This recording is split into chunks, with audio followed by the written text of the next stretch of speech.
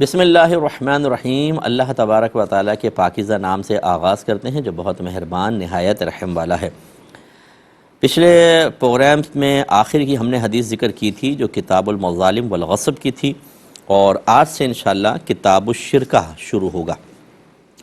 شرکت کا بیان یعنی حصہ داری کا بیان۔ دو آدمی کسی چیز میں شریک ہو جاتے ہیں تو اس کو شرکت سے تعبیر کرتے ہیں۔ کبھی تو یہ باقاعدہ ایک معاہدہ ہوتا ہے، ایگریمنٹ ہوتا ہے، عربی میں اس کو عقد کہا جاتا ہے۔ جیسے آپ اور میں پارٹنرشپ کر لیتے ہیں کسی کاروبار کے سلسلے میں، انویسٹمنٹ دونوں پیسہ ملاتے ہیں، یا میرا پیسہ آپ کی محنت ہے تو اس کو بھی عقد شرکت کہتے ہیں، یہ شرکت ہو جاتی ہے۔ لیکن اگر ایک طرف سے محنت ہو دوسری طرف سے مال تو اس کو مداربت کا نام دیا جاتا ہے، اور اگر دونوں طرف سے پیسہ ہے تو اس کو شرکت کہا جاتا ہے، شرکت بالمال۔ اور ایک ہوتی ہے شرکت بالعمل بھی ہوتی ہے کہ بعض اوقات ایک آدمی مکینک ہے، دوسرا الیکٹریشین ہے، دونوں کہتے ہیں کہ ہم دونوں مل کر کام کریں گے، تم گاڑی کے الیکٹرک کا کام کرنا، میں انجن کا کام کروں گا، جو پیسہ آئے گا آدھا تمہارا آدھا میرا، اس کو شرکت بالعمل کہتے ہیں۔ اور ایک ہوتا ہے شرکت بالملک، یعنی اس میں عقد نہیں ہوتا، معاہدہ نہیں ہوتا، مالک ہونے میں دو آدمی شریک ہو جاتے ہیں۔ جیسے والد صاحب کا انتقال ہوا تو ایک مکان چھوڑ کے فوت ہوئے اور 4 بچے ہیں، تو یہ چاروں کے چاروں اس مکان میں دیکھیں شریک ہو گئے، حالانکہ انہوں نے کوئی ایگریمنٹ نہیں کیا تھا، کوئی معاہدہ نہیں کیا تھا، کوئی ایگریمنٹ سائن نہیں کیا تھا، لیکن چاروں شریک ہو گئے۔ یہ کس اعتبار سے کہ چاروں اس مکان کے مالک ہیں، اس کو شرکت بالملک کہتے ہیں۔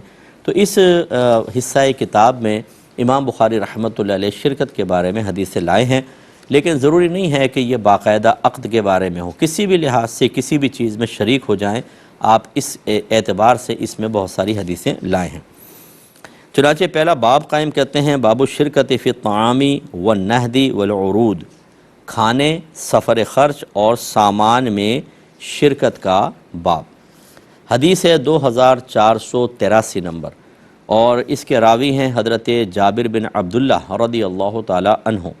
وہ بیان کرتے ہیں کہ رسول اللہ صلی اللہ علیہ وسلم نے ساحل کی طرف ایک لشکر بھیجا، یعنی سمندر کی جانب بھیجا، اور حضرت ابو عبیدہ بن جراح رضی اللہ تعالی عنہ کو اس قافلے کا امیر بنایا۔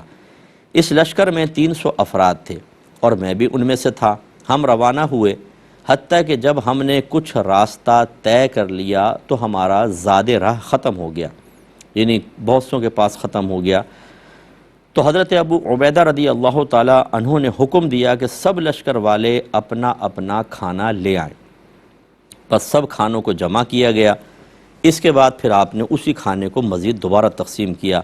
تو حضرت جابر بن عبداللہ رضی اللہ تعالیٰ عنہ کہتے ہیں کہ میرے حصے میں ایک کھجور آئی۔ حضرت ابو عبیدہ رضی اللہ تعالیٰ عنہ ہر روز ہمیں تھوڑی تھوڑی خوراک دیتے تھے، حتیٰ کہ وہ زاد راہ بھی ختم ہو گیا۔ پھر ہم کو صرف ایک کھجور ملتی تھی، اس سے زیادہ نہیں۔ وہب بن کیسان نے پوچھا، یہ پیچھے کے کراوی ہیں جو حضرت جابر بن عبداللہ سے سن رہے ہیں حدیث، تو انہوں نے سوال کیا کہ ایک کھجور سے آپ کا کیسے گزارا ہوتا تھا؟ حضرت جابر نے کہا کہ پھر ایک وقت میں وہ ایک کھجور بھی ختم ہو گئی۔ اب کیا ان کا جواب دیتے، انہوں نے سوال کیا، لیکن آپ نے فرمایا وہ بھی ختم ہو گئی۔ پھر ہم سمندر تک پہنچے تو وہاں پہاڑی کی مانند ایک مچھلی تھی، وہ پورا لشکر 18 دنوں تک اس مچھلی کو کھاتا رہا۔ پھر حضرت ابو عبیدہ نے اس مچھلی کی پسلیوں میں سے 2 پسلیاں نکالنے کا حکم دیا۔ ان پسلیوں کو ہم نے نصب کیا، یعنی کھڑا کر دیا اس طریقے سے۔ تو پھر ایک اونٹنی پر سامان لادا گیا، وہ اونٹنی ان پسلیوں کے درمیان سے گزر گئی اور ان کو چھو نہ سکی۔ تو اب یہ دیکھیے، پہلی بات تو یہ کہ نبی کریم صلی اللہ علیہ وسلم نے صحابہ کرام کا ایک لشکر بھیجا، اس کو سریہ کہتے تھے، چھوٹی جماعت، اس کی جمع سرایہ ہیں۔ تو یہ جماعتیں جاتی تھیں اور کہیں پر اگر فتنہ ہے، فساد ہے، کہیں اسلامی قوانین کے نہ پہنچنے کی وجہ سے عدم توازن ہے، کہیں اسلام دشمنی کا معاملہ ہو رہا ہے، تو نبی کریم صلی اللہ علیہ وسلم پھر ان فتنوں کو ختم کرنے کے لیے صحابہ کرام کو بھیجا کرتے تھے، اور اس میں بعض اوقات نبی کریم نہیں ہوتے تھے جیسے اس میں ہے۔ تو حضرت ابو عبیدہ بن الجراح رضی اللہ تعالی عنہ اس کے امیر تھے۔ اور یاد رکھیں کہ امیر کی اطاعت واجب ہوتی ہے، جیسے آیت آپ اکثر سنتے ہیں، یا ایھا الذین آمنوا اطیعوا اللہ و اطیعوا الرسول و اولی الامر منکم، اے ایمان والو اللہ کی اطاعت کرو، اس کے رسول کا حکم مانو اور ان لوگوں کا جو تم میں حکم والے ہیں۔ تو اس میں کئی اس کے اقوال ہیں، جس میں ایک یہ ہے کہ اگر اس طرح کوئی قافلے کا امیر بنا دیا جائے جیسے نبی کریم نے بنایا، اور یا کوئی والی مقرر کر دیتے تھے سرکار، جس کو گورنر کہتے ہیں، تو پھر ان کا حکم ماننا واجب، ایسے حاکم اسلام کا حکم ماننا واجب۔ ایسے ہی اولی الامر جو ہے ان سے مراد مجتہدین بھی ہوتے ہیں، علماء مفتیان کرام جو لوگوں کو احکام سکھاتے ہیں، ان کی تربیت کا فریضہ سر انجام دیتے ہیں، تو گویا کہ ان کا حکم ماننا واجب ہوتا ہے۔ تو لہذا یہ حکم ماننا واجب تھا۔ تو ہوا یہ کہ حضرت ابو عبیدہ رضی اللہ تعالی عنہ اس لشکر کے امیر تھے اور 300 افراد تھے۔ تو پتہ چلا بعض لوگوں کے پاس کھانا ختم ہو گیا، کیونکہ چلتے ہوئے ہی بیچارے بہت سے ایسے ہوتے تھے کہ جو مطلب تنگ دست صحابہ تھے اور ان کے پاس زیادہ مال نہیں تھا، لیکن سرکار کا حکم تھا جانا ہے، تھوڑا سا مال لیا، تھوڑا سا زیادہ رہ لیا، چل پڑے، اب وہ تھوڑی دیر بعد ختم ہو گیا۔ کچھ ایسے تھے جن کے پاس زیادہ تھا، تو اب امیر نے کہا سب اپنا اپنا کھانا لے آئیں، اور چونکہ امیر کی اطاعت واجب ہوتی ہے، لہذا کسی نے یہ نہیں کہا کہ یہ کیا بات ہوئی، ہم کیوں کھانا دیں، جنہوں نے کھا لیا یا جلدی کھا لیا ہم تو نہیں دیتے، نہیں، چونکہ آپ کا حکم تھا، سب نے لا کر وہاں پر اپنا اپنا کھانا جمع کیا۔ اس سے ذرا سب ہمارے سننے والے توجہ کریں کہ جب آپ کسی امیر کی اطاعت کرتے ہیں، آپ کسی دینی تنظیم سے وابستہ ہیں، آپ کسی دینی کام سے وابستہ ہیں اور اس کا کوئی امیر ہے، وہ آپ کو حکم دیتا ہے، تو پھر اس کی بات ماننی چاہیے، اسی سے ایک توازن قائم ہوتا ہے۔ ہم جب اپنی انانیت کی وجہ سے، ایگو کی وجہ سے اور کئی مصلحتوں کی بنا پر اطاعت سے منہ پھیرتے ہیں، تو یہ چیز پھر دوسروں میں بھی سرایت کرتی ہے، اور پھر نافرمانی اور بغاوت سی پیدا ہوتی ہے، اور اس سے چلتا ہوا کام رک جاتا ہے، کمزوری پیدا ہوتی ہے اور تباہی مچتی ہے۔ اس لیے بڑی بڑی تنظیمیں ختم ہو گئیں، بڑے بڑے ادارے ختم ہو گئے، بڑے بڑے آستانے ختم ہو گئے۔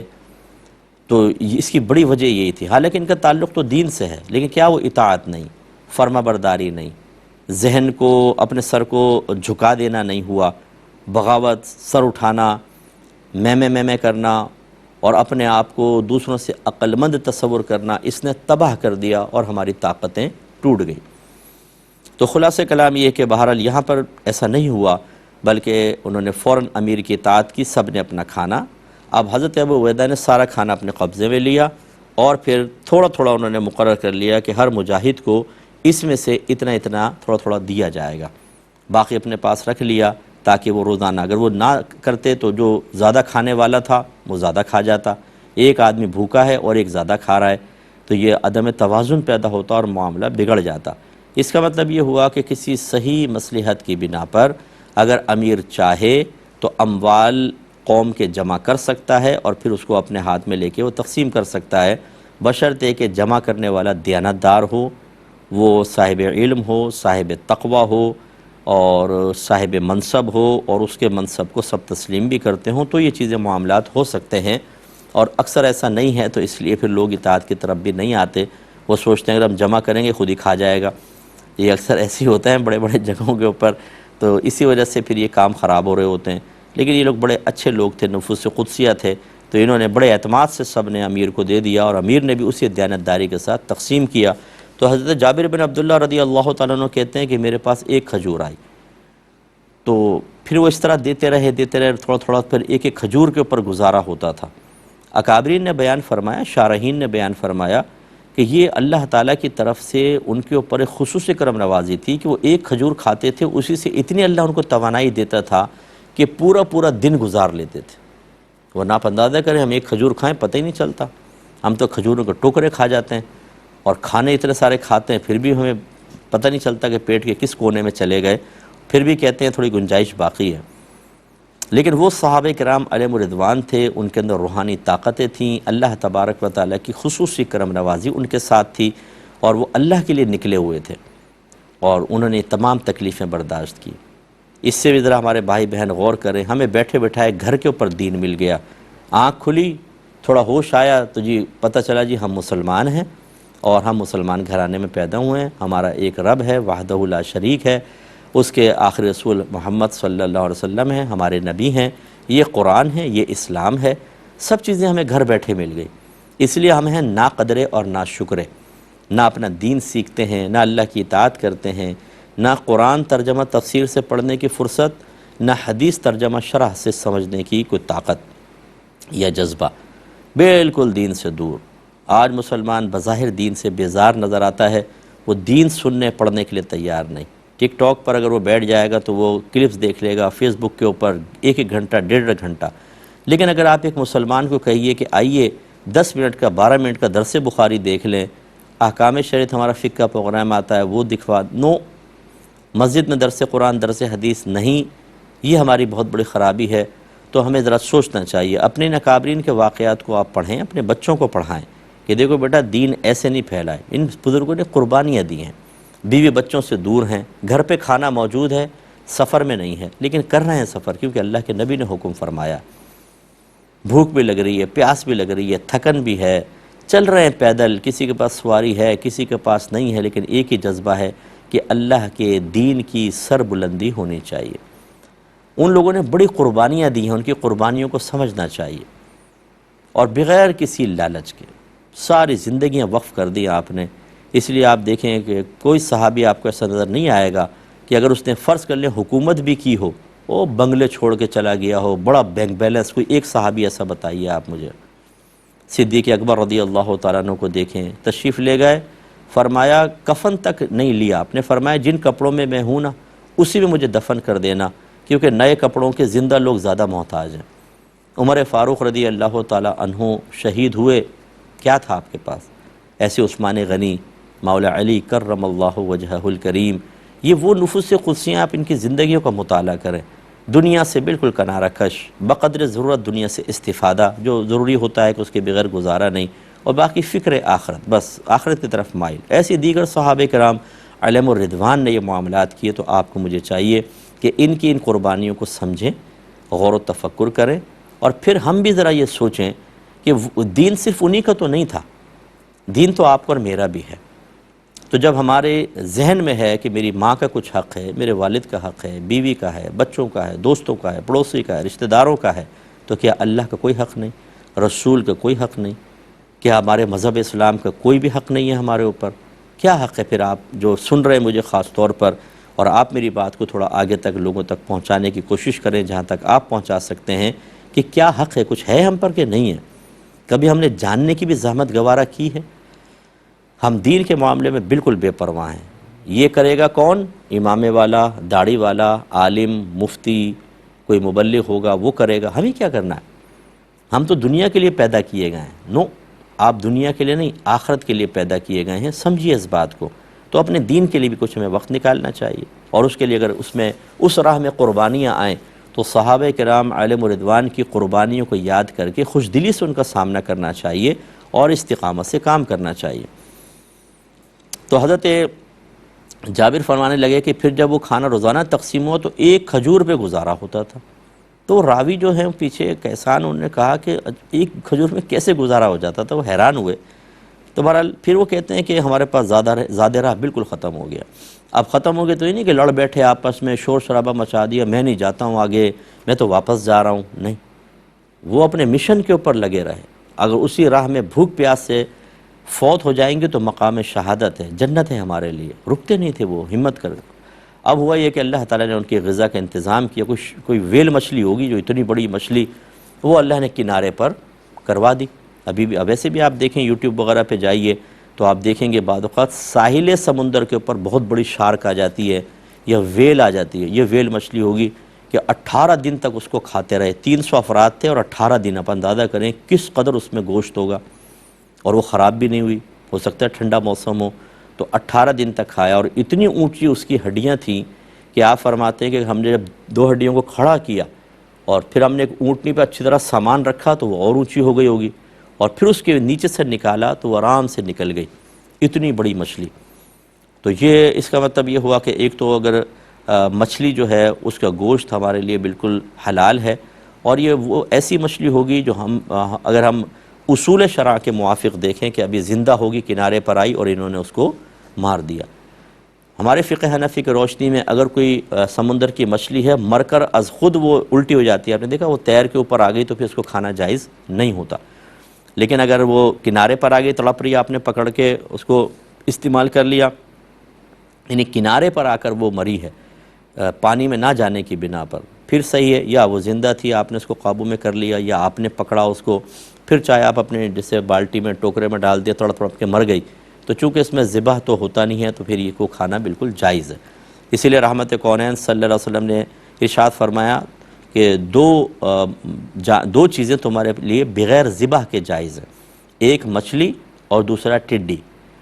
یہ جو فصلوں پہ حملہ کرتی ہے نا، ٹڈی دل ہوتی ہیں ایسی بڑی بڑی، اچھلتی ہیں، یوں پھدکتی ہیں، اڑتی بھی ہیں وہ، تو یہ ٹڈی کھانا بھی شرعاً جائز ہوتا ہے۔ حشرات الارض میں یہ کھانا جائز ہے، اس کے آپ پیر ویر ہٹا دیں، اوپر کا سر ہٹا دیں، پر ہٹا دیں، اور پھر جو اس کا جسم ہے اس کو آپ توے پر ذرا مرچ مسالے ڈال کر گھی کے اندر بھون کے کھانا چاہیں تو بالکل شریعت نے آپ کو اجازت دی ہے، اور بہترین پروٹین آپ کو حاصل ہوگا۔ تو اب یہ معاملہ ہوا، تو اس کا مطلب یہ ہوا، آپ دیکھیں جو یہ ہمارا ابھی کتاب کا حصہ چل رہا ہے کتاب الشرکہ ہے، تو اس کے اندر شرکت ہوئی زاد راہ کے اندر، اس لیے امام بخاری رحمۃ اللہ علیہ اس کو یہاں پر لے کر آئے۔ اگلی حدیث کی طرف آتے ہیں، 2484 نمبر حدیث پاک ہے، اور حضرت ابو عبید حضرت سلمہ رضی اللہ تعالی عنہ سے روایت کرتے ہیں۔ وہ بیان کرتے ہیں کہ غزوہ حوازن کے سفر میں لوگوں کے زاد راہ بہت کم ہو گئے، اور وہ فقر اور احتیاج کے قریب ہو گئے۔ فقر یعنی تنگ دستی، اور احتیاج معنی چیزوں کے شدید محتاج ہونا، یہ چیزیں ان پہ غالب آ گئیں۔ پھر وہ اپنے اونٹوں کو ذبح کرنے کی اجازت لینے کے لیے نبی کریم صلی اللہ علیہ وسلم کے پاس آئے۔ اب یہ بھی غزوہ ہے، قبیلہ حوازن سے جنگ ہوئی ہے، تو صحابہ کے نام کے پاس زاد راہ ختم، تو جو اونٹ تھے اب ان کے ذبح کی اجازت طلب کی، تو نبی کریم صلی اللہ علیہ وسلم نے ان کو اجازت دے دی کہ ٹھیک ہے آپ اونٹ ذبح کر لیں۔ پھر ان سے حضرت عمر فاروق رضی اللہ تعالی عنہ ملے۔ اس کا مطلب ہے جو اجازت لینے آئے تھے ان میں عمر فاروق نہیں تھے، اب وہ اجازت لے کے گئے تو عمر فاروق سے سامنا ہو گیا، اور انہوں نے حضرت عمر فاروق کو یہ ماجرا سنایا کہ نبی کریم صلی اللہ علیہ وسلم نے اونٹوں کو ذبح کرنے کی اجازت دے دی۔ حضرت عمر فاروق رضی اللہ تعالی عنہ نے کہا کہ اونٹوں کو ذبح کرنے کے بعد تم زندہ کیسے رہو گے؟ یہ ختم ہو گئے اور کوئی زاد راہ نہیں، اور پھر سفر کے لیے سواریاں نہیں، پھر اگر ہم جنگ کریں گے تو جنگ کے اندر اونٹ نہیں، تو پھر تو ہلاکت ہی ہلاکت ہوگی۔ تو انہوں نے کہا ٹھہرو میں آتا ہوں۔ پھر انہوں نے حضرت عمر فاروق نبی کریم صلی اللہ علیہ وسلم کے پاس گئے، عرض کی یا رسول اللہ اونٹوں کے ذبح کرنے کے بعد یہ کیسے باقی رہیں گے؟ تب نبی کریم صلی اللہ علیہ وسلم نے فرمایا کہ لوگوں میں اعلان کر دو کہ وہ اپنے بچے ہوئے کھانے لے آئیں۔ حدیث ابھی چل رہی ہے، انشاءاللہ ہم ذکر کریں گے، ایک سرکار معجزہ ظاہر فرمائیں گے انشاءاللہ نیکسٹ پروگرام میں۔ وآخر دعوانا ان الحمدللہ رب العالمین۔